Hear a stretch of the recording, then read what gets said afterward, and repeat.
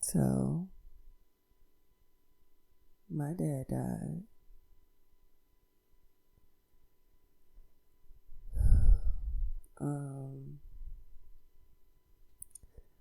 on January 29th of this year. I got the worst phone call that I will ever get.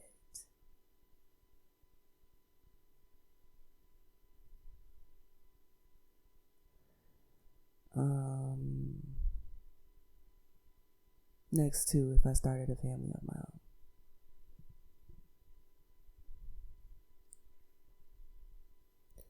To know me is to know. To know me well is to know that I'm a daddy's girl. So, this one took me out, child. I ain't gonna do too much editing because I don't have the energy for that. Also, it's gonna be the real.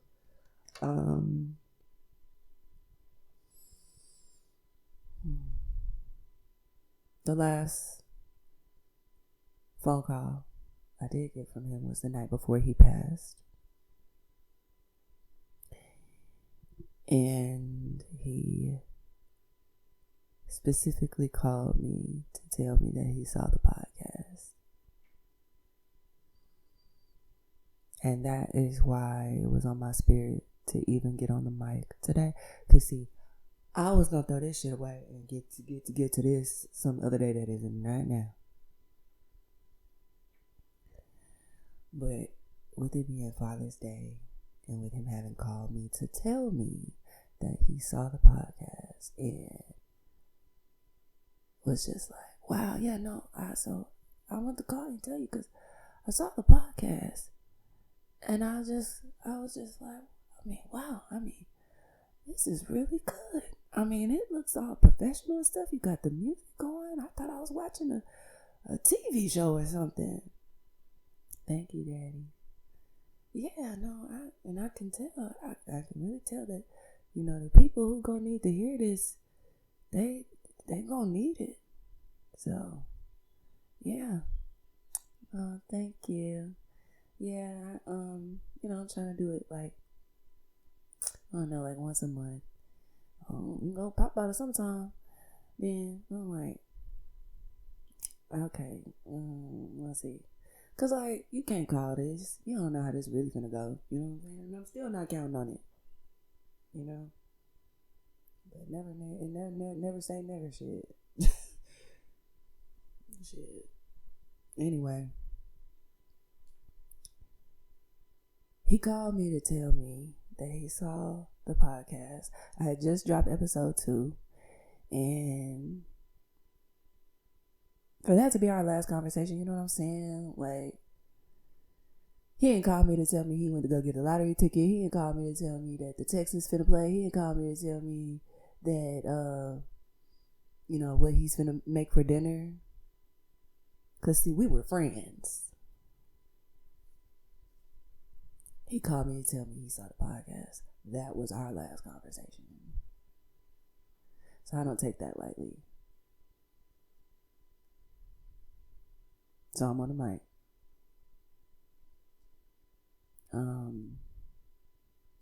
I won't get into the details of how he left. But it was unexpectedly. That was not, he didn't know that it was over the next day. None of us knew. We didn't know. You know what I'm saying?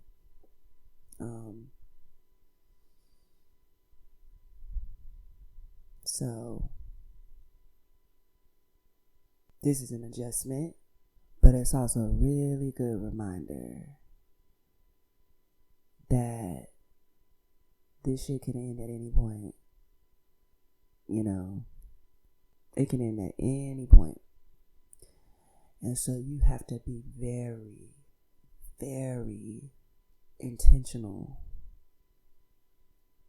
about your choices in who you have around you. Because you may not have as much time as you think. And this is not to say, oh, you only live once. Like, fuck it, bro. You know, like, just fucking do it. You know, fuck it. Like, it's not that, but it's a little bit of that. It's, you really don't know when this shit is going to end. So choose wisely. Because if you don't,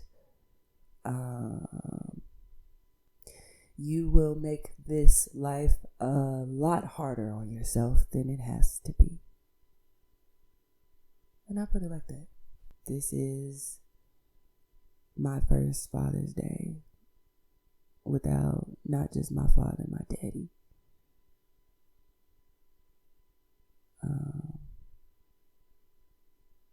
It's an adjustment.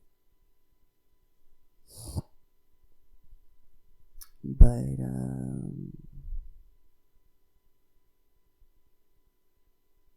I'm here nonetheless, you know. I know you don't want to see me no time soon. As tempting as that can be. And this is bigger than just like ideation, mental health. This is something that many people who have grieved, especially unexpected losses, comes to mind. Like, you missed them. You just want to you just want to be where they at. You know what I'm saying? But what gives me the most like peace and why I have not lost my fucking mind is that he is at peace.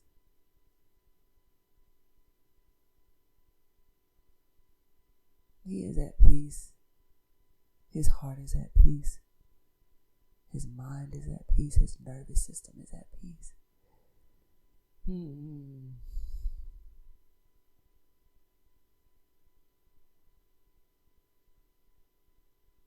needed that.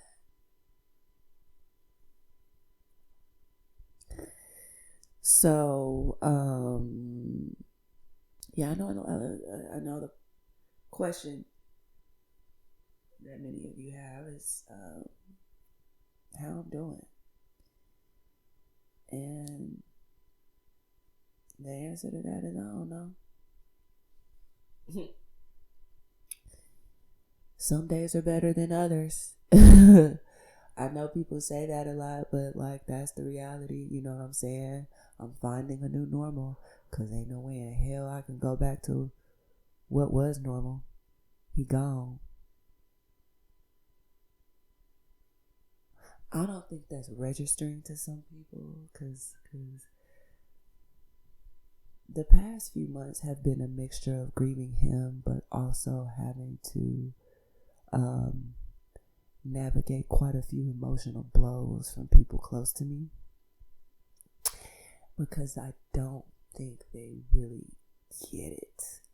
They don't get,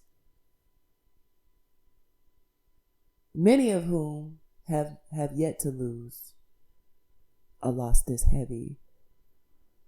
But nonetheless, to know me is to know I'm a daddy's girl, is to know what he meant to me, and that he is dead. It can't get no more plain than that. I watched them lower that green casket into the ground.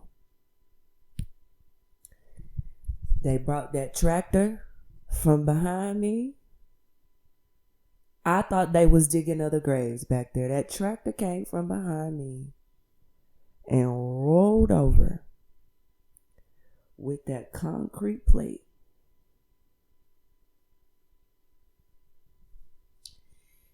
Because, see, I thought I was going to break when they lowered her. Somehow it was good. That's the thing about this whole grief process. The shit is unexpected. It's unpredictable. You think you going to cry at this point, but you end up being stronger than you thought. And then it's some little shit that you don't even know how the fuck, when the fuck, why the fuck, and you are in shambles. But rightfully so, they brought that concrete plate over his casket and started to lower that down, and that's when I broke. That's when I broke, because I said, "Oh, this is the last time I'm gonna see my daddy."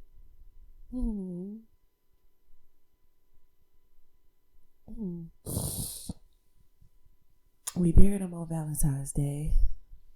It happened to be 2 weeks after he passed. And it just made sense, man. That man was nothing but love, bro. And he was the best to ever do it. Like, if I could go back and choose another father, I'm not choosing nobody but him. I'm not choosing nobody but him.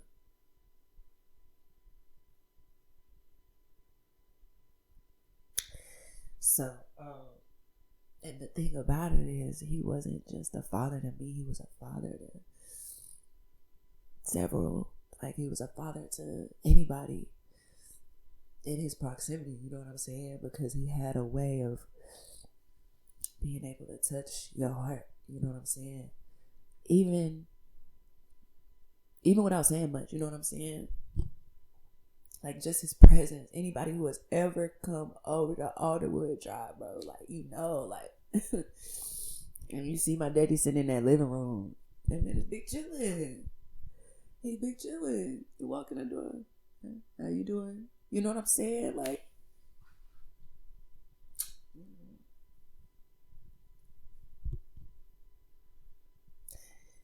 he was a father to many, a mentor to many, a friend to many.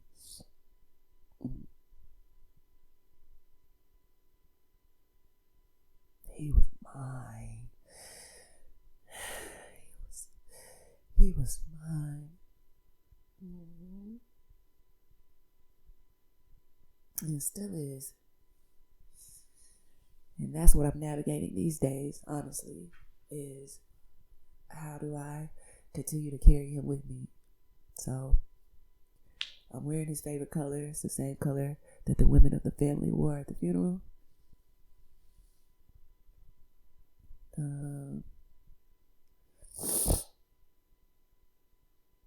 I play some Tina Marie or some Amazing Frankie Beverly.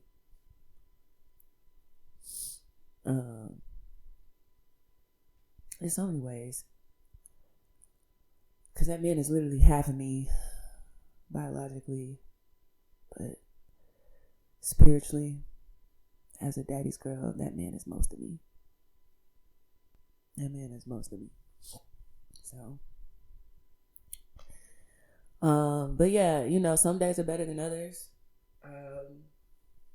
Funny thing is, the real world don't give a fuck that your daddy died. Yeah, you're gonna need to go back to work, apparently. So I found my way back to work, you know what I'm saying? I took bereavement, but like,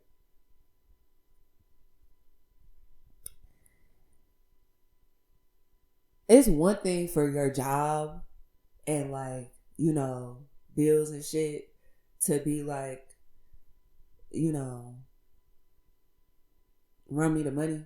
Like, we get your day job and run me the money. And it was never an issue of like me falling behind on bills. All I'm saying is that the world continues to go around. Like, if it came down to it, if I wanted to call State Farm, if I wanted to call Georgia Power, if I wanted to call the apartment complex and be like, hey, my daddy died, do you think you can give me a second? And like, just allow my world to stop for a second and me not have to take care of anything. Do you think you can give me like a couple months and then I can get back to y'all?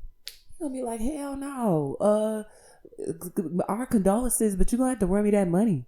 You're not gonna sit up here. What you thought? You thought you was gonna get free electricity? Is that what you thought?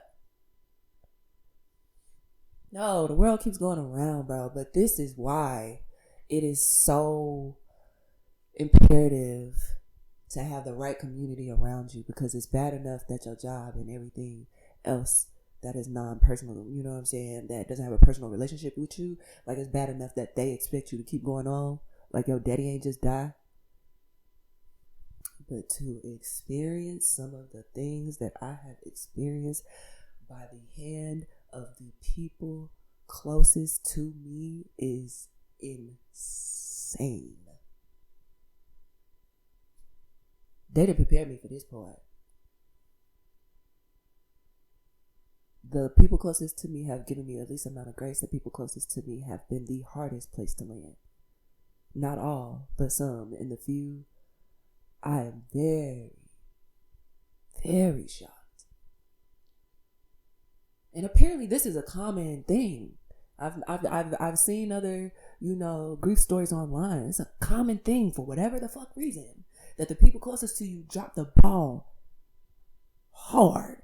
But then you got people who like are, newer in your life. You know what I'm saying?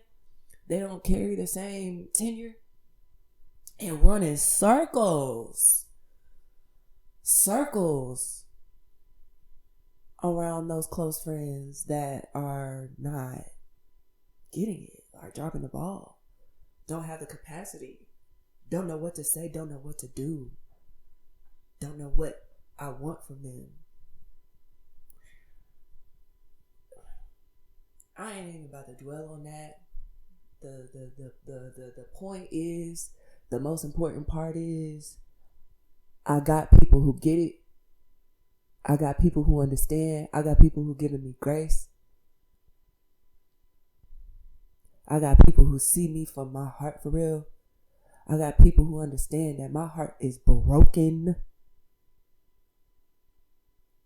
So I just gotta focus on them. I can only do but so much. You know what I'm saying? Yeah. But I can say that this is clearing a lot of fog that I did not know was there. So anyway, back to the topic at hand. The most important reason why we're here is my father. This is a different Father's Day. I've never had a Father's Day like this one, because my dad has always been here with me in the present, in the physical. You know what I mean? I can't call him. I don't think people realize that. I can't call him. I can't call him. I can't call him.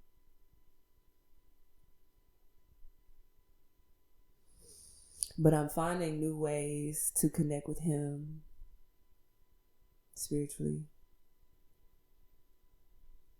I feel him sometimes.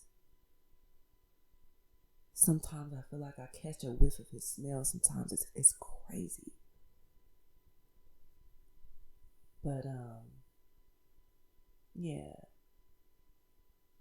What I know is that it's time to do what's best for Courtney.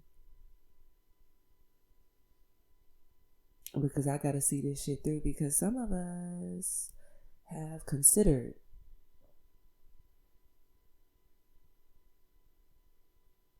going to be with them. And I know that man don't want to see me no time soon, but it's just a part of the grief process. I'm finding out for myself how it goes, which is why I'm appreciative for the people who are giving me grace, because I haven't gone through this before. You know what I'm saying? And I just am finding my way forward. I'm finding my way forward so that when I do see him, we got a lot to talk about. We got a lot to catch up on. So in the meantime, I'm gonna continue to enjoy life, because I know that's what he would want me to do. I'm gonna continue to stamp that passport, because his was stamped up. I don't know a place in the world he has not gone at this point. I know he literally hasn't been to every country, but it's just like, if you name some of them top countries, I used to ask him, Daddy, have you been here? Have you been here? Yeah. Have you been here? Yeah. Well, what about you? Yeah. My daddy saw the world. What you talking about? I'm about to go see it too. Uh-huh. We're going to have to debrief on when he went to go see Italy. And then when I debrief, when I go in August for my 30th. Yeah, we're going to have to rap about that. But he going to be there with me anyway. So, yeah. How am I doing? I don't know. I'm figuring it out every day. And I'm just so grateful for the people who are giving me the grace to do so. Especially this early in the process. Like, I wanna focus on that. I'm so grateful for my community here. And when I say that, you know exactly who you are. I thank you so much for showing up for me. I thank you so much for giving me a soft place to land. And even the community that's still back in Texas that does get it, I thank y'all so much.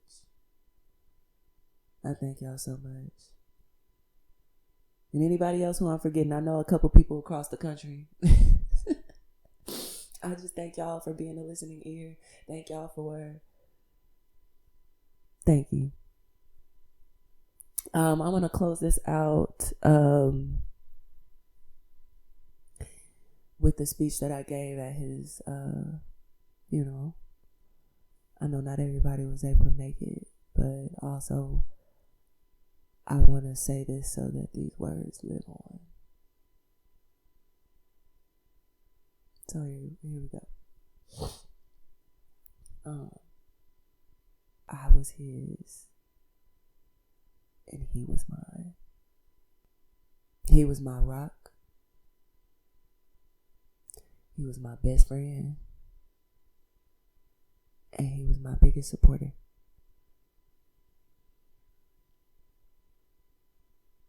And I was his rock. And I was his best friend. And I was his biggest supporter. From childhood to adulthood. From the time I had jaundice. And he got up every 2 hours and turned me under that UV lamp. And he said it with so much pride too. He never made me feel like a burden. He's never made me feel like a burden. We've had our disagreements, like any relationship, but he's never made me feel like a burden, bro. He's always taken care of me with love, and honestly, he has really set the standard of what love should feel like. And now that I think about it in that way, I recognize that I'm going to have to make some shifts. And some shifts that have already happened on their own have been a reflection of the love that he led with. And I'm finding that here, and I'm just so grateful that I found people who don't make me feel like I'm ever too much, or that I'm an inconvenience, or that I'm a burden in any way. I'm so grateful. But it started with him. I know what that feels like because of him. And all the way up until adulthood, he was my rock. When I had no one, I had him. And when he had no one, he had me.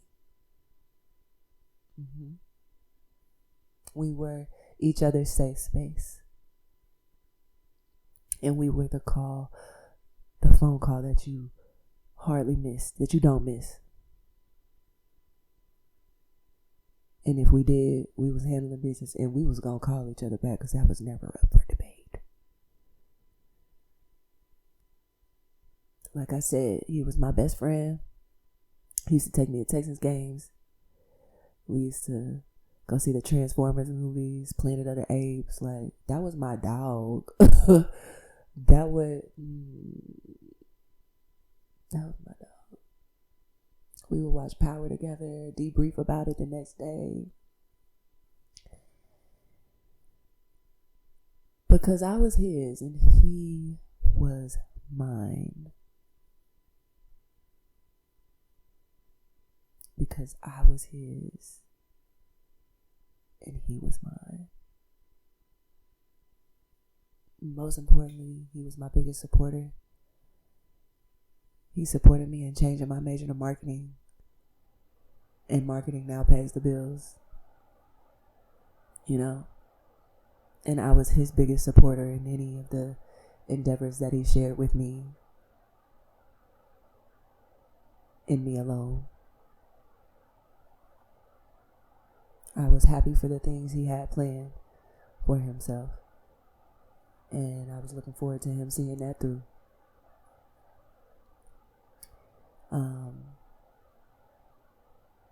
But we were each other's biggest supporter because I was his and he was mine. So, you know, in closing, I can say that he left me with everything I need to thrive. He's given me all the gems, all the wisdom, everything I need to thrive. I got it. Before he left, it was, the training wheels was off. Go on, baby girl. I'm so proud of you. Oh, I'm so proud. That's my baby.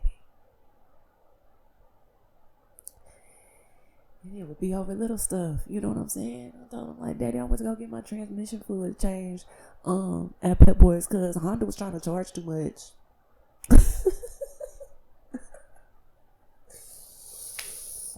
He was just so proud of that because I had called him to see if he could, like, help me with that, what should I do? And then he wasn't available to pick up the phone, so I figured it out for myself. And then by the time he called me, I'd already figured it out. I was already driving away back home. And he was just like, that's my baby. You know, like, anyway.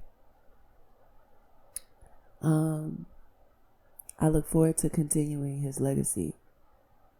And I say that with pride. Because his legacy was that of love, of joy, of laughter, curiosity, invention,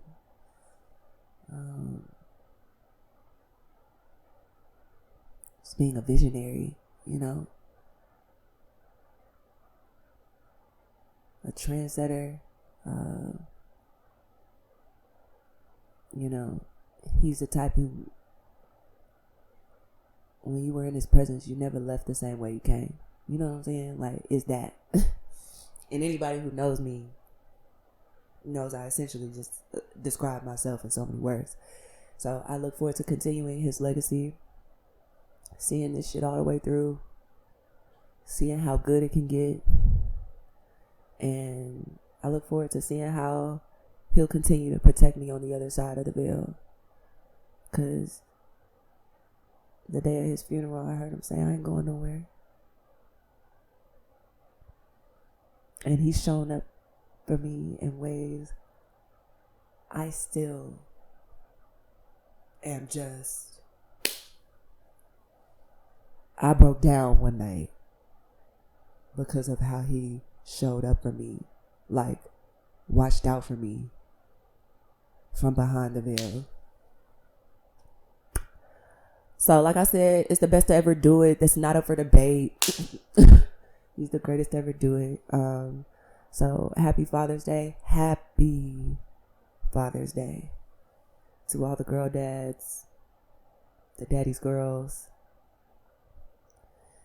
the daddy's boys, the boy dads. Like, y'all doing y'all big one.